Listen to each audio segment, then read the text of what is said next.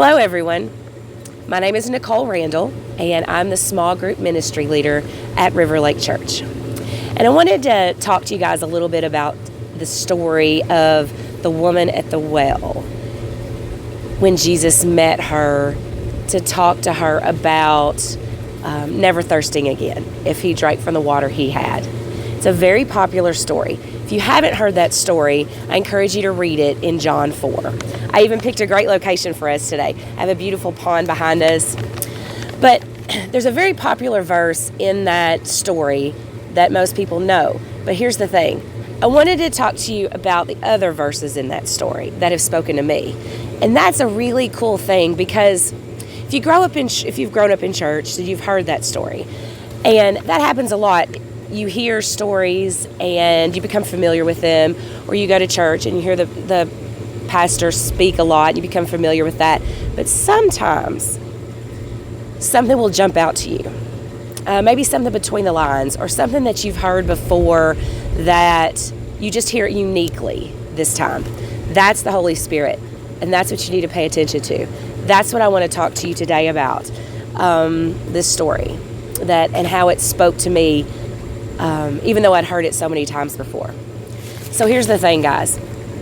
I was really tired, and I still am actually, but I'm working through that. But here's the thing, sometimes too, when you learn something or you have a moment that's revealed to you, a lot of the time it's not an instantaneous fix.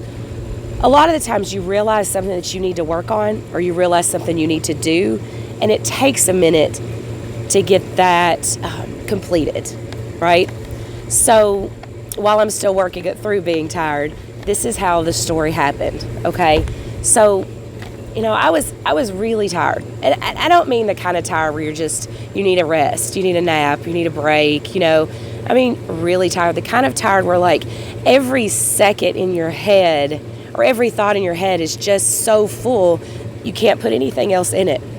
And it's not that you don't know you're not blessed. It's not that you're not happy.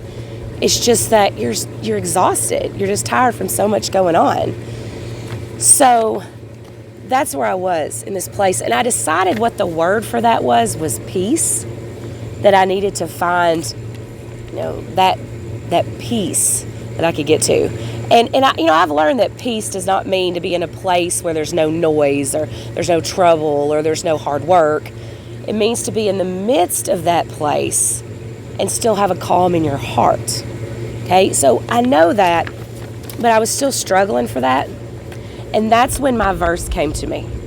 Okay, so I'm going to read it to you now. It's John 4:15. The woman said to him, "Sir, give me this water so that I won't get thirsty and have to keep coming here to draw water." So this spoke to me nearly as loudly as anything has ever spoken to me before. You see, the reason I couldn't find that peace is because I kept relying on my own water. I couldn't get to the peace because I was trying to do it on my own and rely on my own resources. But I just couldn't. But here's the thing. No one can do that. I didn't have enough water to cover what I needed. So, and I'm a strong woman, and I think that sometimes people that are perceived as stronger, or people that have a lot of expectations from them or have a lot of responsibilities from others, wonder why they don't have enough water to cover what they needed. So I just kept trying to get more water, and it just kept getting more dry. So here's the treasure, okay?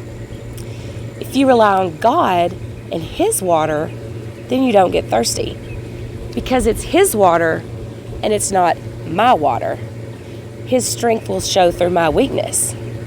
See, we were created to need a God, so we'll never be able to feel that on our own.